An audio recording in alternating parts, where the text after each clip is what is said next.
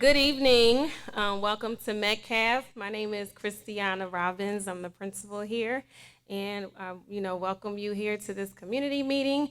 I don't have very many words to say. I was going to, but I've been walking around apologizing for my attire. We're doing an ABC countdown to the last day of school, and today was C, so I'm wearing my camouflage in support of our students and staff. So excuse my attire. But I'm just here again to welcome you. Thank you for coming out. I'm going to introduce Jackie Johnson. She just sat down, but I'm about to be done. So Jackie Johnson is going to come up and take over. So thank you. Thank you, Christiane, and I want to thank you and your staff for your hospitality today. Thank you to those of you who have come to share your input with the school board. 3 of our school board members are here tonight. That includes our chair, Tina Certain, our vice chair, Dr. Leonetta McNeely, and one of our board members, Dr. Sarah Rockwell. Our other 2 board members could not be here tonight. They had family situations that they had to deal with, but we are recording tonight's meeting, so they will be able to review everything that happened at tonight's meeting, and so will you. We will post a video of tonight's meeting and of all of the meetings that we have with the community about rezoning on our rezoning website, and I'll talk a little bit more about that a little bit later. Our superintendent, Shane Andrew, is here. Our deputy superintendent, Donna Jones, is here. And we have a number of district staff here, and that includes our chief of equity, inclusion, and community engagement, and that is Dr. Edwards, and you're going to hear from her in just a little bit. At this time, Ms. Certain has some words that she'd like to share with you, so Ms. Certain, take it away. Thank you. I'm here with my colleagues and the district staff who've just been introduced, and we're here to hear from the community. Whenever rezoning comes up, it elicits a lot of fear and anxiety in people, but I just want to take just a few minutes just to kind of reassure you and why we're here. I understand that this topic of rezoning evokes a sense of fear and anger for some of us, but I urge you to hear me out and understand that this decision has been made with the best interests of all of our students in mind. Our schools have been facing some challenges with enrollment in recent years. Some of our schools are overcrowded, while others are underutilized. We also have a responsibility to ensure that all students have access to the same opportunities and resources regardless of their zip code. In order to address these issues, we, meaning the board, have decided to implement a comprehensive rezoning. This means that we're looking to reassign some students. Some students may stay at their existing schools, but it is likely that a number of students will be moved around during this process. I also want to assure you that we're considering all the factors, and we're considering your feedback that you give to us in these sessions here. We're going to be hearing from our staff with recommendations, and we're just general overall listening to our community, but just know that we have to make some changes so that we can adequately use our existing facilities that we have, and that we can't leave everybody where they are. That is what we've been hearing a whole lot of, is that a lot of people love their school and they don't want to change. But I do want you to know that we are considering a lot of feedback from you all and options that are on the table for utilizing our existing facilities as well as the new facility that was recently built out on Parker Road. We understand that change can be scary, but we want to reassure you that we're committed to providing support and resources to families and students during this transition. We'll work closely with the schools and community members to ensure that all students will indeed have a smooth transition when the 24-25 school year starts and these changes go into place. I want to emphasize that this decision to do rezoning was not entered into lightly. It's one that has not been addressed comprehensively since 1983. There was indeed some spot rezoning back in 2003, and if you've heard me before, I've shared that my family was impacted by that.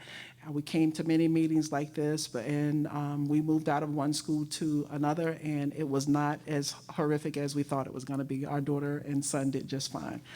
So we're really going to try to be deliberate in the things that we do, and the decisions that we make. They won't be just haphazard, and there will be some disruption to what your normal routines are. But we ask that you be patient with us, trust the process, and feel free to provide feedback and input by one of the many ways that Ms. Johnson will outline shortly. Thank you. Thank you, Ms. Certain. I'm just going to let you know how tonight is going to go down. We have a brief presentation for you that shares some information, some of the current data that we have about where kids are living, where they're going to school, which of our schools are overcrowded, which are undercrowded, and all of that information is also included in the package you have here. We'll also share with you the calendar of how the rezoning process, when certain major steps in the rezoning process are going to happen. Then we will begin hearing from you. You can see the microphone we have up front. If you'd have something you'd like to share, just come up and line up at the microphone when I give you the cue. We have a time clock here. I'll be keeping time. You'll have 3 minutes to speak to the board. And when your 3 minutes are up, you'll be able to watch how much time you have left. And then when your 3 minutes are up, you'll hear a beeping, and it'll be time to let the next person speak. We also have a QR code, so if you'd like to email your input, that's another thing you can do, and that information also gets to the district staff that's working on rezoning and to our school board members. As I said, we are videotaping the meeting.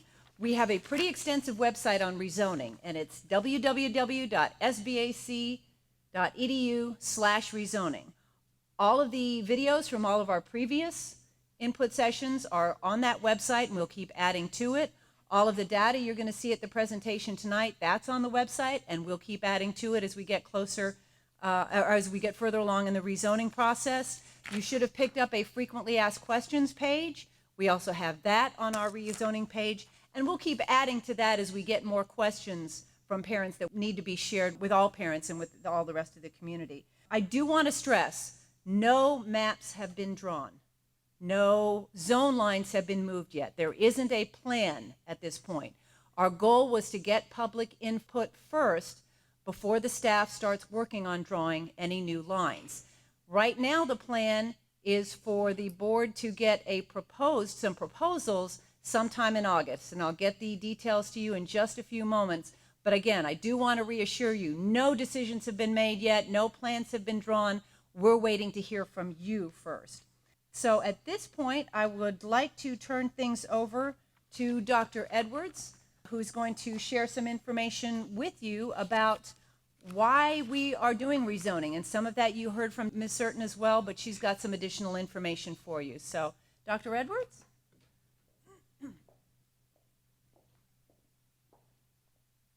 Good evening. I wanted to share with everyone our purpose for rezoning, as has been indicated by our board chair, Ms. Certain. We have not rezoned since, or in the past 40 years, and we know that rezoning does impact so many of our communities and schools, but we're currently impacted now by having some schools that are severely overcrowded and some schools that have not reached capacity. And so we want to ensure that across the district, that we are looking at the district as a whole, as one unit, as one community, and that we have really a balanced capacity at our schools. When we talk about capacity, we are talking about our permanent structures. We're not talking about portables that are on campuses. And we want to make sure that we are being fiscally responsible with what we are addressing when we are looking at those structures. So our schools, we want to ensure that we can invest finances into those buildings that we already have and schools that have already been built. It is very costly to try and build new schools. And so we know that we have heard from several families already about why we don't build new schools on one portion of town where there may be a greater population of students who are currently zoned for schools in that area, or their neighborhoods have overcrowding and are continually growing. But we have within our district 5,400 seats that are unoccupied. And we want to make sure that we're meeting the state guidelines in terms of addressing the capacity to put students in those seats.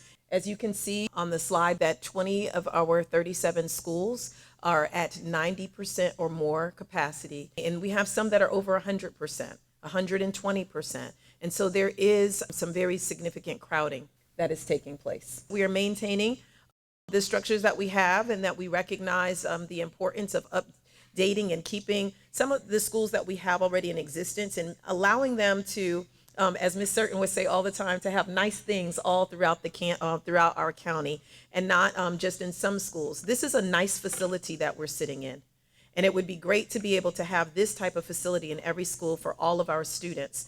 but this costs money, and it takes money to have this happen, and we want to ensure that we can have these opportunities for all kids across the district. It costs much more, and we have state guidelines and requirements as to what kind of spending can come in order to build new schools, and so we're not prepared to do that at this time. So as we listen to your feedback and make preparation for how we move forward, we really hope that you would take some of the constraints that we have before us into consideration, and know that we are listening to you, as well as looking at how things are outlined both by the state and what we need to do for what is best for all kids in our county. Thank you.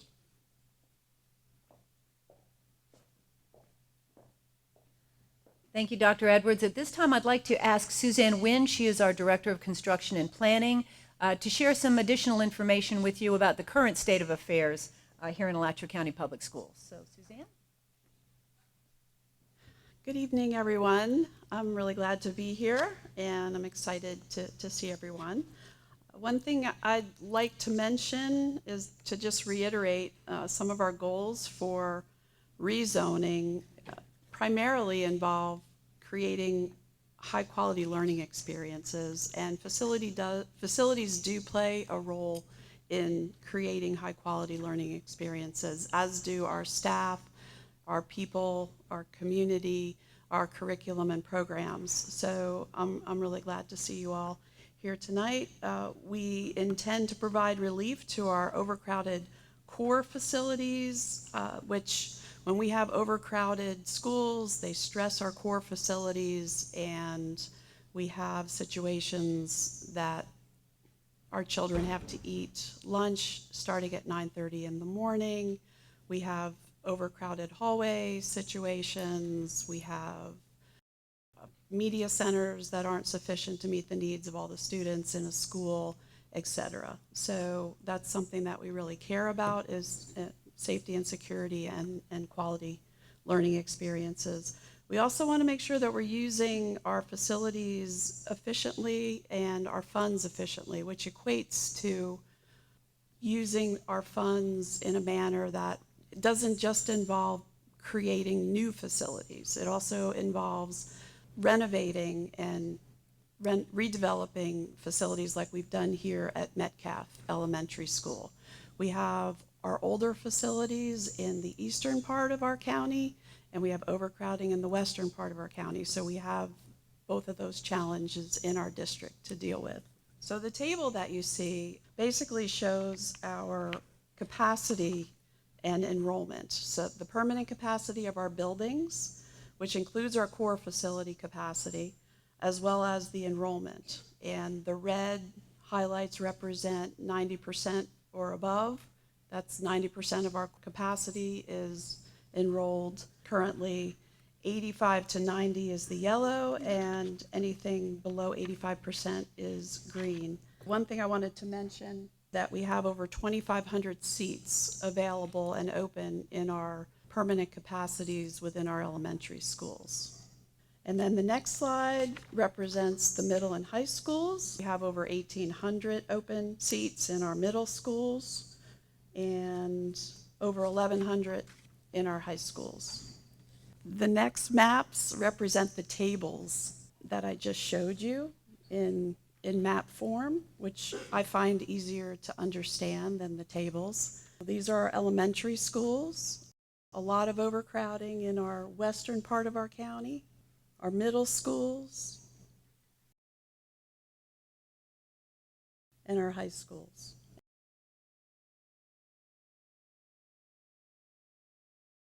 The next maps that I've provided are the student population maps to show you that we have all of our student data mapped in GIS, and this is going to allow us and help us as we go through this rezoning process. Again, you can see where the concentrations of the black dots are. That's where our highest concentrations of student population reside. And then we have middle schools, and we have high schools. We work closely with Alachua County and all of the city planners to try and capture development that's up and coming. So one thing that we're doing through this process is capturing the current active development that will be happening in the next 1 to 3 years. We have student generation multipliers that we apply to single-family and multifamily units to try and predict the number of students that will be generated from these developments. And these maps show the concentration of developments in our county, and as you can see, they're all clustered pretty much in the western part of our county, in High Springs, city of Alachua, city of Newberry, and the western part of the county. So this shows the development as it relates to the elementary school zones. This is the same development with the middle school zones and high school zones. So all this development is happening in our areas where we have our overcrowding. This will be taken into account as we go through our rezoning process. Are there any questions related to this information? This chart basically is a summary of the students we're projecting from those developments. I'm in the process of updating this information so it's most current as we go into this process of rezoning. Yes, ma'am. What's the percentage of seats that you're holding open or accounting for in the rezoning, knowing that there will be children going into that school eventually in the next 5 to 10 years? But what we're going to be accounting for are these numbers that you're seeing up here with the projection in the next 3 years with active development. We capture plan review information as well. Those are plan unit developments that could be built out over a period of 20 years. They may or may not happen. So we're not really considering those through this rezoning process, and that's something that every year we do a concurrency report and we track that information, and as development is happening, we also have children kind of outgrowing the schools that they're in, so that's something that's an ongoing dynamic. But we will be capturing this active development that's basically imminent, and construction will be happening most likely. Would you give her the percentages that we attach, like when you go through the plan unit development, and if it has, say, 100 houses in it, the elementary factor is, the 0.14 in the middle. Would you give her that, so that I think that would help her know how we came about with those numbers there?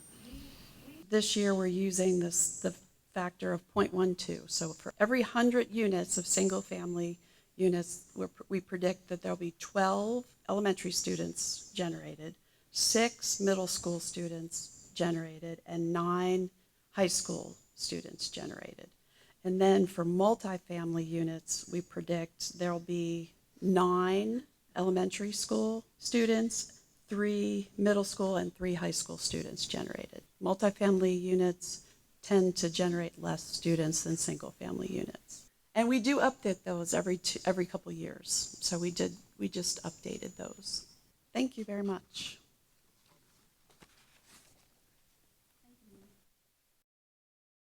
Last thing we want to share is the calendar for the rezoning process. As you can see, this is our 3rd community input session. And again, these are our pre-map community input sessions. We have another one scheduled for next week at Norton Elementary School on the 4th, and then May 10th at Santa Fe High School. As you can see, we tried to spread them throughout the entire district. Then, as I mentioned, the plan is for proposed maps to be presented to the school board at a school board workshop on August 16th. And all of these meetings you see up here are open to the public, and the public has an opportunity to speak at each one of these meetings as well. Once those maps are produced, we will, of course, post them on our rezoning website, but we will also be taking them on the road. So we'll have another series of community input sessions like these. The difference will be we'll actually have maps and proposed zone lines to share with you, and we'll be getting your input on those. So that will happen between August 16th and October 17th. We'll have a couple of months of those. September 19th is the first step in the process for the board to change zone lines. But again, that is not a vote. All that is the first step in the process. And again, the public will have an opportunity to speak then. October 17th, there will be a public hearing on the proposed rezone lines. So the sole purpose of that meeting is to get public input. And then the plan is for the school board to vote on new attendance zones on November 7th. But again, these new zone lines would not go into effect until the fall of '24, so they would be for the 2024-25 school year. At this time, we're going to turn it over to you. So if you would like to speak, if you would begin lining up behind the microphone, and I will start getting the timer going, so just keep track of how much time you have there. And when your 3 minutes are up, Ms. Certain will call up the next speaker. So just give me a moment to get things started.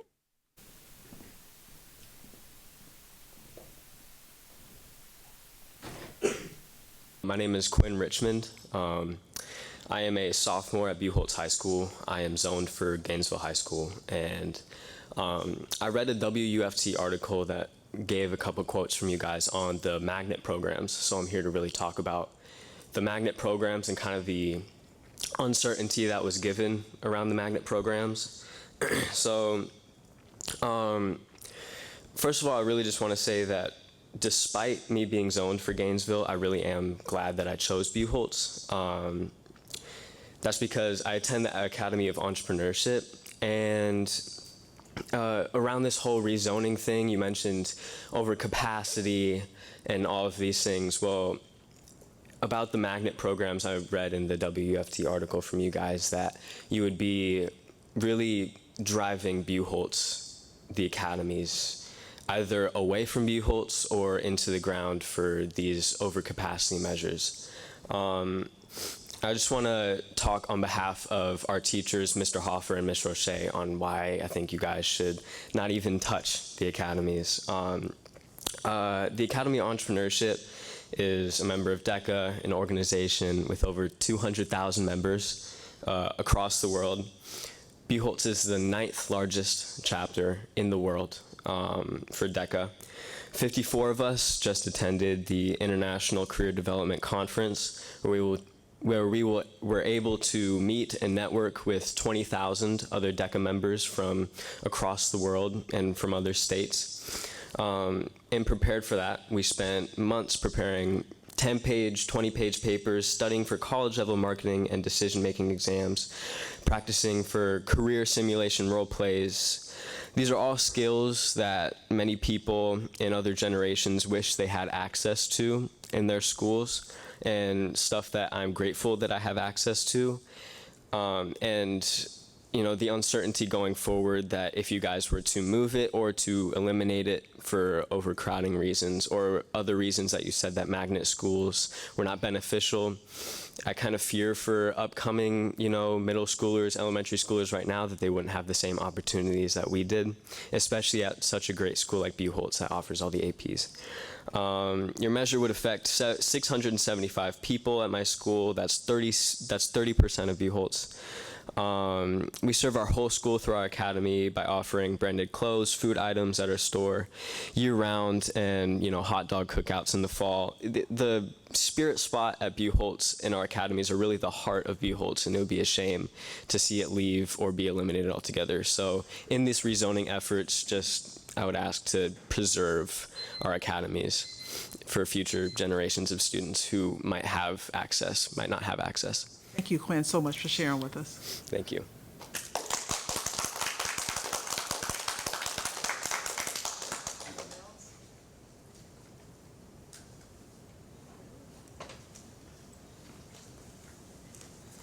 All right, good evening. My name is Monica Frazier.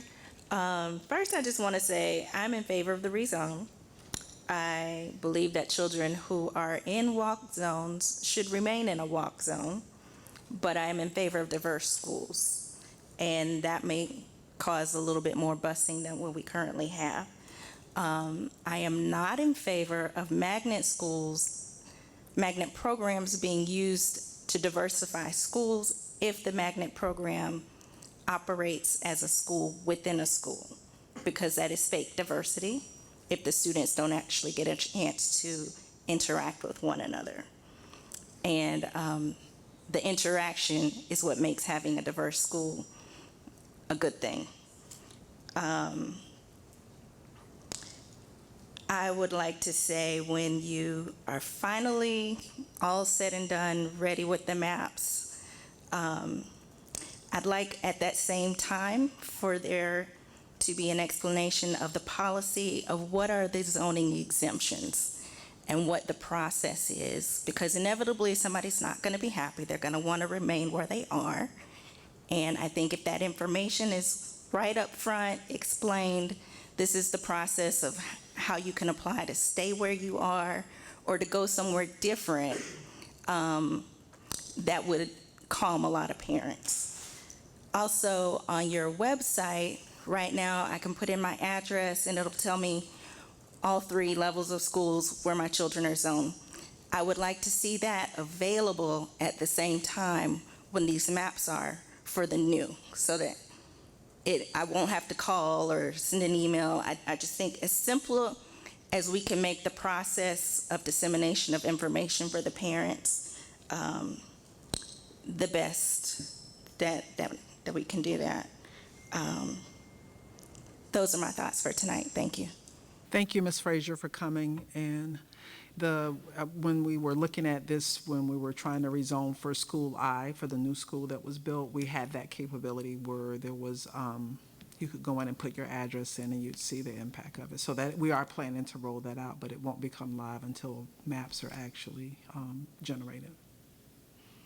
Is there anyone else that would like to speak to the board? So I see some faces here, some parents, before we close it up. And students, if you'd like any. Hi, my name is May. Yes, so I'm the 2 kiddos' mom, and I consider myself as an educator because I put my whole heart for supporting kids, and I'm staying in campus my whole life. It's my career, so I'm the professor at UF as well. So I think the mission, vision of the Alachua County Public School is really the way to support and provide more resources and to bring our kids to the future success. Do you agree with me? Right, so that's what we want to do. So we always think about what we can do best for our kids. And putting this in hard to think about, if the plan of the consequence going to make the school far away from there to travel, and more community time, and more difficult to access the program, that's actually not a good plan. So I know it's now the uncertainty of the magnet program, what you guys going to do, or the reason the line is not drawn yet. But just think about the consequence. If we limited the kids to access the best program, limit the resources for them, then that would not be a good plan. And think this is not only solution, it's not either best. So we actually can have the better solution. So thinking about the diversity of the magnetic program, that actually should be promoted because we have a very successful magnetic program now in our county. And very successful kids, they all love it. Just like one student from Bill Holtz mentioned, it's a great program. We should promote it. And because this is our very excellence, and we need to promote more program like this, and then increase that in the different school. And for increase the enrollment, it's not just because rezoning could help with, because they actually associate a lot of things that you couldn't control because how the people live, the migration, the job, everything, economy. So, but if we keep the good quality, that's the way to attract the kids to the enrollment. I think the good resources, good facility, good teaching, good education environment, that actually can keep your enrollment always go up. So that's why I'm thinking we should think more positive way, how we can promote program, provide more resources to support them, and then diversify more different program, like magnet program, and have more of them in each of the schools that increase the enrollment. That probably eventually solve the problem. But just for thinking about how to balance move students from other area to the other area, it will not eventually solve the problem. So that's my thoughts here to share with you. I hope you really listen to the students and the community and the students. Thank you.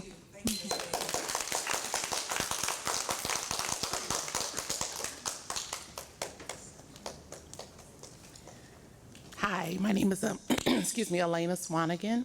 I guess a couple of the other parents touched on in regards to rezoning. I understand coming new into Gainesville, I'm still trying to learn how Florida operates here, which is a little challenging. But I understand, like I said, I understand the zoning. But for the students that aren't always in the magnet programs, my daughter, I'm going to say my daughter, and I'm speaking from my personal experience, is now in the mainstream portion of the schools outside of the magnet. But what I have experienced is the lack of resources internally for these children.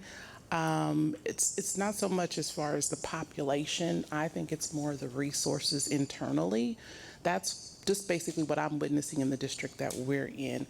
And now that I have had the opportunity to kind of do a little research on where I would like for her to go, I'm kind of now at a standstill because of the rezoning. And it's just kind of like there's no guarantee with the zoning exemption that, you know, that she will be able to go there. And I'm kind of like waiting to move to better our lives, you know, provide more space for us, you know, and home and everything.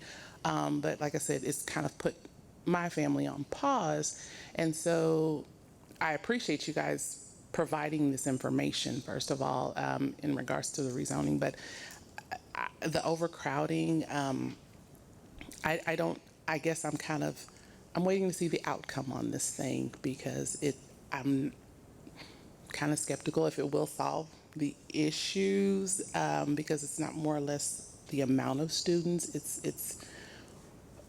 It's kind of like a whole collective thing of, you know, outside family, you know, everything just kind of involved in regards to how the schools are operate and how they function and things like that. So I just kind of wanted to put that out there and everything like that. Thank you, Ms. Flanagan, for speaking with us. Thank you.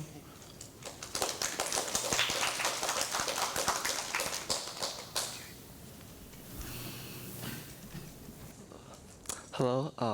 Hope you guys remember me again from Tuesday. I do, but I don't remember your name, so please tell us again. My name is Nathan Way. I'm a junior at Buchholz in the finance program. So first, I'd just like to thank you, Mrs. Certain, and Dr. Walkwell for coming to visit our school today at our senior luncheon. I hope you guys really enjoyed getting to see the Academy of Finance and also getting to see a lot of our seniors get recognized for the work they've done the past 4 years.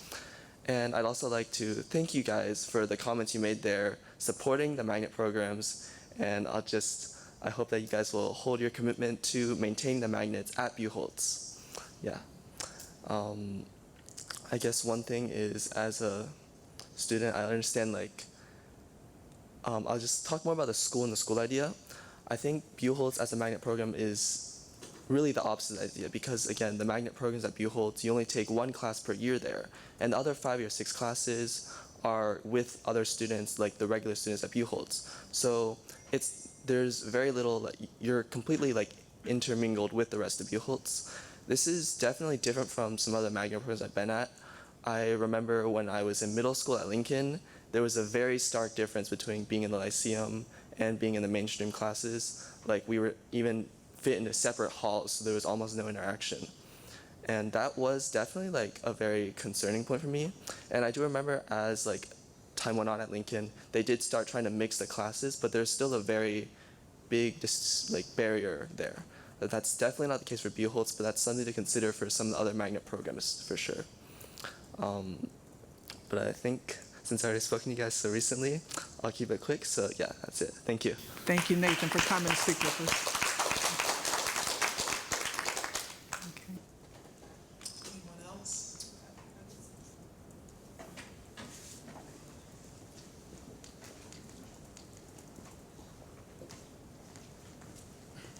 I am not a speaker, but my name is Catherine. My daughter attends school here at Metcalfe.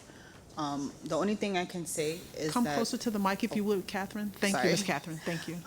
The only thing I can say is I do really fall in the same category as the lady that was speaking previously.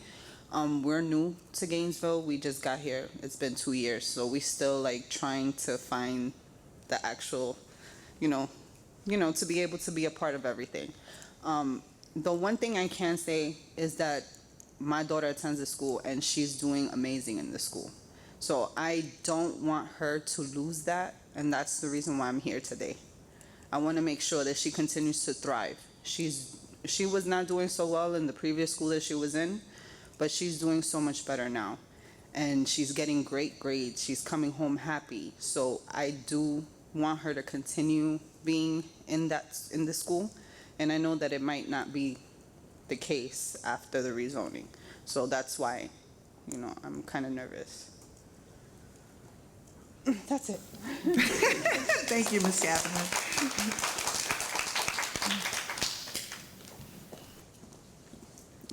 Hi everyone, my name is Lina Cui. So I'm very happy that you are hosting a few sessions here, and I'm thanking you for this opportunity.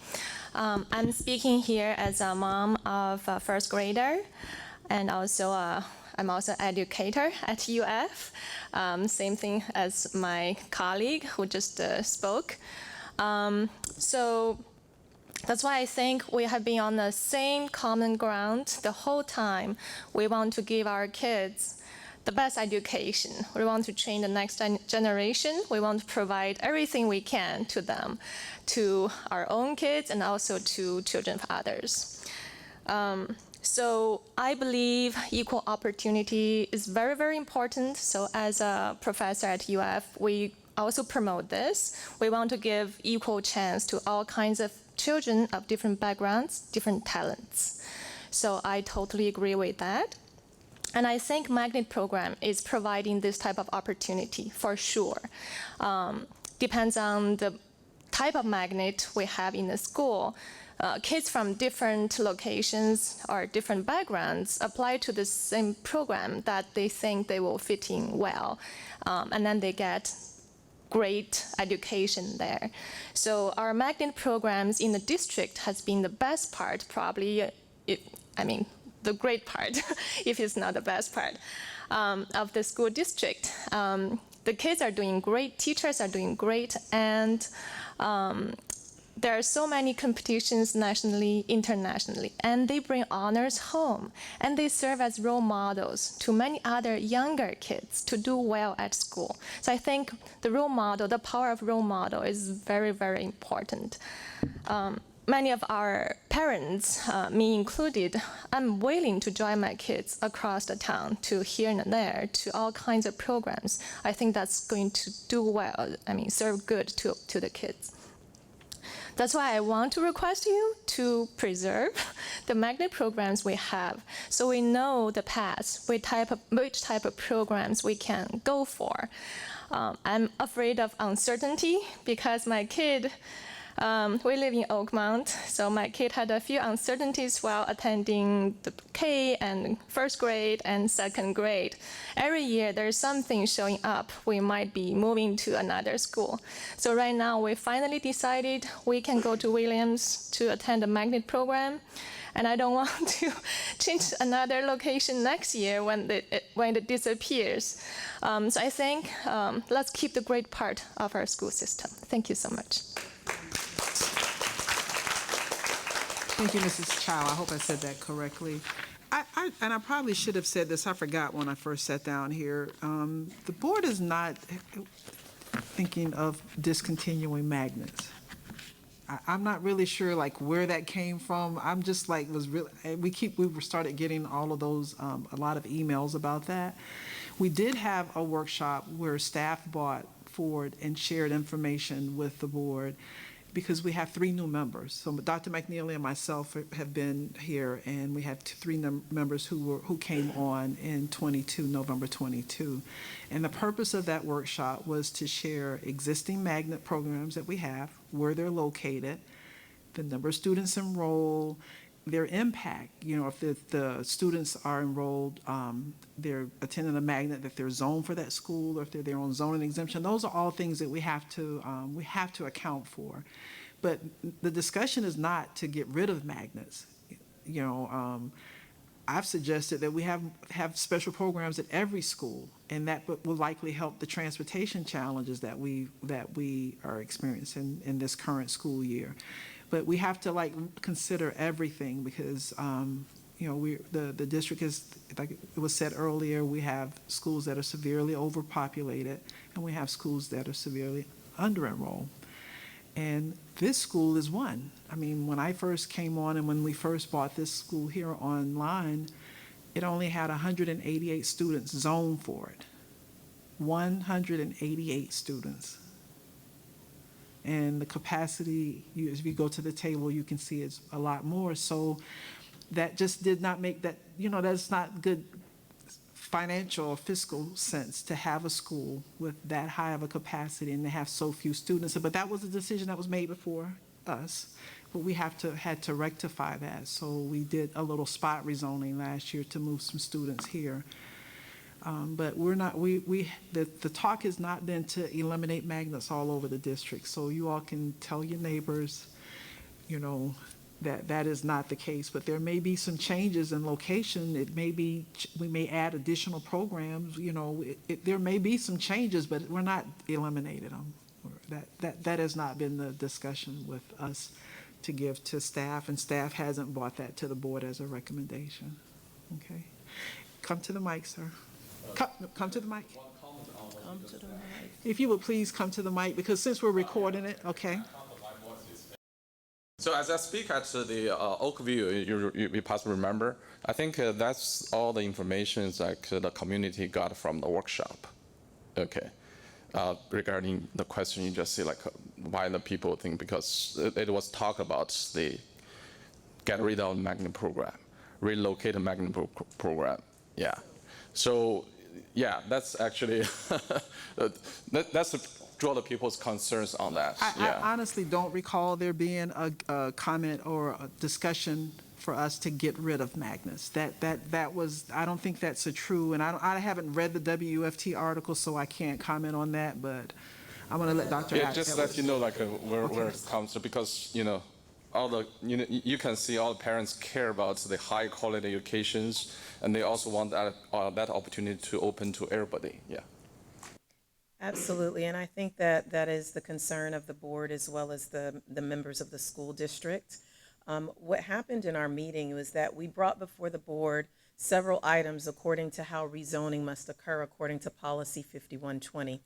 And when we brought that before the board, we were asking for direction and which things would need to be prioritized as we looked at what factors we would consider when we would do rezoning. One of the questions that came up during that time was magnet programs. It was not what they were doing in that moment. It was a question that was just posed. Would you want to move magnets? Would you want to keep magnets? Would you want to? It was just really very broad considerations that might be shared with us from the board as to what they want to do. There has not been an answer to that. And so I think in the discussion that has occurred, when the word magnets came up and there was talk about what kinds of things to consider, that people heard that and were very concerned. I think some people became frightened, and I think that there were people who were within magnet programs and lead them who then went on and had additional conversations outside of what has happened with the board. And it has led to the belief that there has been direction to remove magnet programs. What the board asked in response to that question of them is what we want to prioritize is, can we have a workshop that highlights what magnet programs we have in the district so that they can make a more educated decision about the direction we should take. So we had the magnet workshop just to provide that information to all board members, but no decisions related to magnets have occurred. So I think it was a misunderstanding as to why the conversation was even taking place, but it was really just to put all things on the table to say to the board that we need to know what the priorities would be so that when we are going to rezone and we look at those lines, that we would do so at the direction of the board, with the wishes of the board, and then taking into account all of the input that we received from the community. But I would agree with Ms. Certain that the board has not said that they were going to remove any magnet programs throughout this district. I think in that discussion, what had occurred, however, was, well, you know, can we duplicate magnet programs? There were just lots of questions that were put out there as what could potential opportunities exist within our county, but nothing has been finalized by anyone. Yes, yes, sir. I think that's the purpose for this community. I'm sorry. My voice is good enough. You may think it is, Sorry, but honestly, okay. with the recording, it would Well, not. that's great. Actually, that's the purpose for this community input, right? Although Sarah possibly remember, we also have the personal communications last time. Yeah, that's actually, but I just let you know, because the community talk after a workshop, we read the newspapers, just frankly speaking, because they say, well, why the board, they don't like magnet program? Why they hate excellence? That doesn't make sense, right? Because we're parents, we're all parents here, we care about kids' education. So I think the reason why, the main purpose is actually to improve the education quality. That's everybody's goal, yeah. But again, yeah, thanks for clarifying. I'm sure, like, although today's attendance is not as large as previous one, but I think this message clearly will pass to the community. No problem. And for the benefit of also saying, and I will say this on behalf of the board, they also talked about having whole school magnets. They talked about being able to increase magnets. So it really was a variety of opportunities that was shared. It was no one given thing, so. Thank you, Dr. Edwards. Is there anyone else before we close out tonight's session?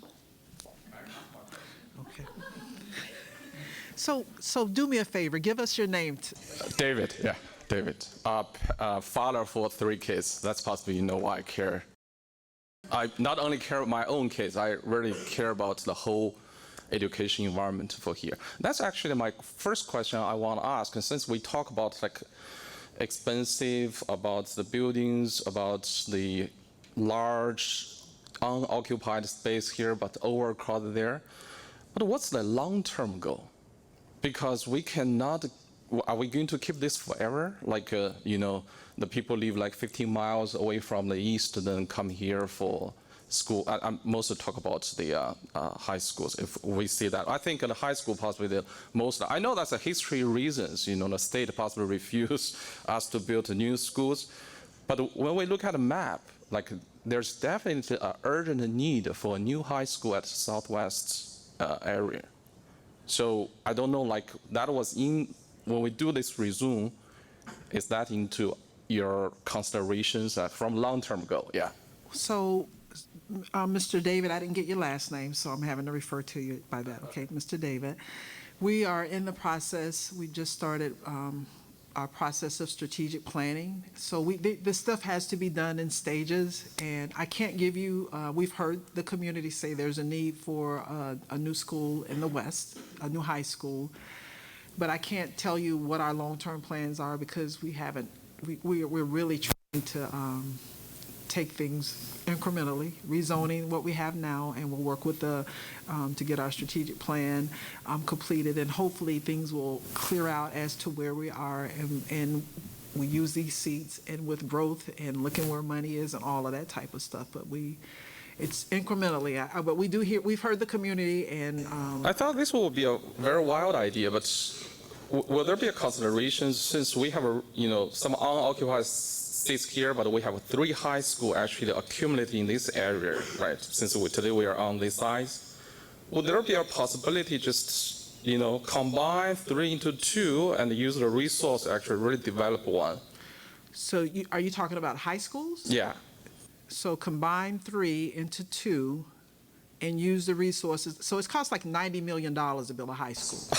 Okay, I'm not for, but I was just talking about it from a long-term goals, like, since, look at last resume, how many years ago? 1983. Possibly when we were. Yeah. So we're hoping that this board here is hoping to get a strategic plan done and to really start thinking about things really long-term. That's part of that, and putting together a plan so that we can position our county to have state-of-the-art educational facilities to meet the needs of our community. And we really do have to have a strategic facilities plan. We don't have that now, but it is something that we do need to look at and develop. Okay. Can I add my second, since nobody here, so, since we have communication. The second question is more like, well, I heard several parents actually, they have a concern, is like, okay, I don't know the uncertain about resume. We are here, next year will be the other schools. I want to specifically ask, what's the policy, especially for the high school? We all know high school is very different from middle school, from elementary school. High school, when you enter into the year, you already have a 4-year plan, very strategic plan for like how you build your strength, develop your interests, set up your career. That's very important. So that means the 9th grader, if after resume next year, if they are already in A school, next year they have to go to B school, or there will be considerations is, okay, since you're already in, you'll be here, fulfill all your career path here. But then for the coming 9th graders, they will follow rules. I'm not very clear about, because some parents really care about that. Current board policy does not permit that unless you're in a magnet program, is my understanding. So if you're a 9th grader in a magnet program, you would stay at that school. And I probably should let staff speak, but if you're a rising senior, you would get to stay at your current school. It's like if you're a rising 5th grader, you could stay at your current school. Or if you're a rising 8th grader, whatever the highest grade is that you would be in there, you could say that's what current board policy is. But Mr. David, if we allow all the 9th graders to stay at their existing school, like I don't have this chart with me now in front of me, but there'd be a lot of students that would still stay there, and it still would kind of defeat the purpose of us trying to redraw the lines. We can't leave everyone there. I mean, the magnet students are different because they've applied for a program, and if we leave that program at that school, they would stay there. But just regular students. Even for the regular schools. But I just feel like the high schoolers, they all have their, high school is very different. So I can't dialogue with you. I see my attorney coming over here, and those are all good questions. Staff has recorded those, I'm sure, and we will likely, Ms. Johnson will put that on the next FAQ sheet. Thank you so much. Thank you. Yes, sir. So I just want to thank you guys for the clarification on the magnet schools.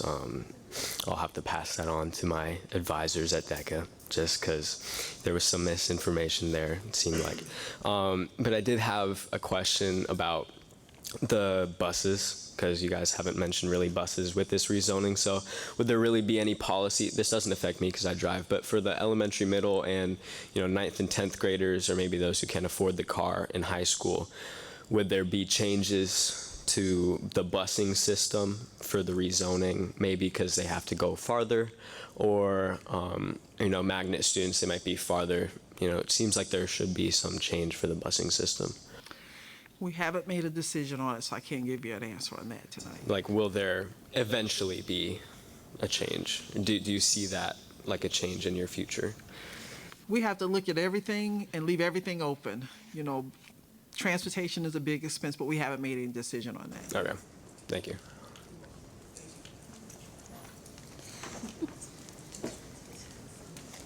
I kind of had maybe a question, comment, but I guess, and I hear a lot of parents focusing on the magnet programs, which are fine, and it just seems like a lot of the mainstream students are the ones that are going to get affected more than anybody. That's just what it sounds like to me.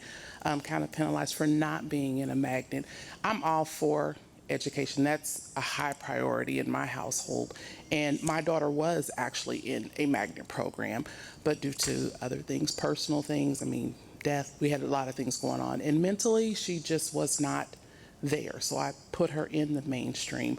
But my overall concern for her is not just the quality of education, but also her growth personally, mentally, spiritually, and putting her in an environment that will facilitate, that will help that to grow. And I guess it just kind of bothers me in a sense, because if we start there, she beheads on that pathway, we get rezoned, and she's snatched from it. So how will that affect her, in the long run as she comes through? At the end of the day, it's on the parents. They've got to come home. We've got to be that support system, help them get through those other years in between there. So I guess that's my concern. And I know, just out of the buzz, this hasn't happened for quite some time, the rezoning thing. So I guess I'm just curious, has it ever been discussed how often this is going to happen in regards to looking at the rezoning of the school system? Because Ms. Swernigan? Yes, ma'am. 1983, and then 2002 was the last time. So this is a hot button issue, and I can't tell you it won't happen again, but you see how long it's been. Oh, goodness, okay. It's been a long, long time. And so we're here, and we're here having to work through these challenges. And as we've said, we just started these community input sessions, last month. We haven't had a lot of them. We're listening to the community and going to consider, existing policies, state statutes. I mean, there's a lot that goes into doing this before we make a decision, and we're going to really try to put forth a good product. I tell you, the saying that I have is that I would like for Alachua County to be known as a very good school system, a school system of excellence. Not that we have several good schools. I want every single school system to be a high-quality learning environment where every parent would not have any hesitation about putting their child there, because everybody doesn't have the resources to pick up and to move to a certain area that has a good school. So for me, and I know from my colleagues here, our desire is to create high-quality learning environments at all locations, not just some. Okay. I mean, is it more of a funding thing in regards to the schools while they're balancing out? It's a funding thing? Well, it is more economical to run a full school. Makes more sense to run a school that has the number of students that it's built for, the capacity, than it is to run a half-enrolled school, because a school that has 200 students with a capacity of 600, we have two schools, you got to have a principal, you got to have food service staff, janitors, and a librarian, you have to have a guidance counselor. So if you got 200 students or 600 students, which is more economical, it's better to run the school at its capacity versus one that's lower, under enroll of the 200, right? So we have limited number of dollars that's coming from the state, and it's really imperative that we use those in the most efficient way so that we can spend money not operating half-full buildings, but we can invest that money in programming and high-quality staff so that the children would benefit. Okay. And I guess I'm curious in regards to student growth personally. How much will that? I can't quantify that now. Okay. Honestly, we want children to make academic growth, and we have mental health supports, we have school counselors, we have things of that nature there. But I don't have that type of capacity to predict that or to know the impact of the school to be able to have an impact on that. But hopefully we put a group of students together and we have caring staff and all that are around, and everyone is really pouring into students, and they have really good outcomes. We have schools, our community. So we want to create, I think my colleagues here and staff, I think we're all really entering into this, and we know the stress that it's causing our community, the change.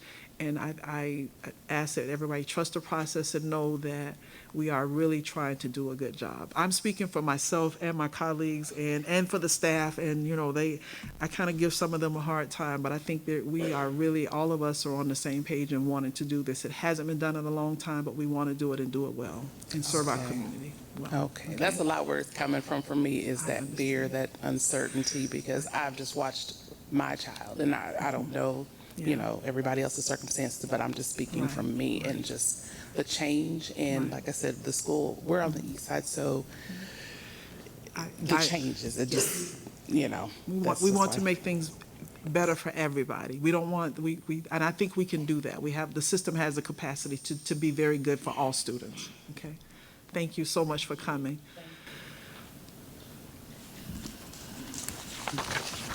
Thank you. I feel very good today because, my name is Fang. Last time I went to the Wales, yes. I have one child in magnet program in Lincoln Middle School. He's in 7th grade, and he loves that program. What my point is not to talk about, I'm so happy today to hear that you will not get rid of the magnet program. That's the rumor. I'm so happy to hear that now. But the other things I'm concerned is relocate the magnet program. So I understand that now we are discussing this and just propose the rezone. and how to rezone the school to benefit a lot of kids' education.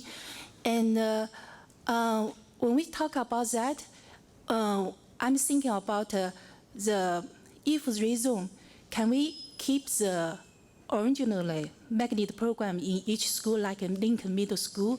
That magnet program is very good, increase the diversity, and the kids love that. And especially my son is in the robotics teams. They will go to the world competition this weekend. So I just said keep the original magnet program in each school, and add or some new magnet program to like music or sports, and to the other rezone school, and attract the enrollment of that school. So that's my point. Very simple. Keep the. Thank you, Ms. Bond. Thank you.